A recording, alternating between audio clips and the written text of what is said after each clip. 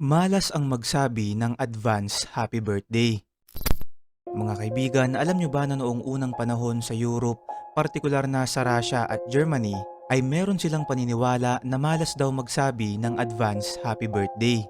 Naniniwala sila na sa paraan daw kasi na to ay kapanganakan ng ibang tao ang binabati mo kung saan nagkakaroon ng tsansang magkapalit sila ng kapalaran.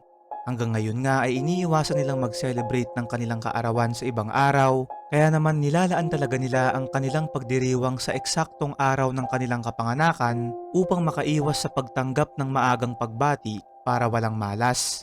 Ganito rin ang ginagawa nila sa Germany na di kalaunan ay kumalat sa iba't ibang parte ng mundo pati na dito sa Asia.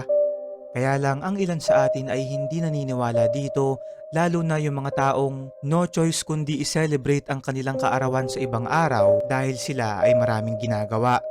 Inuulit ko, ito ay isang pamahiin lamang at hindi ko sinasabing ito ay totoo.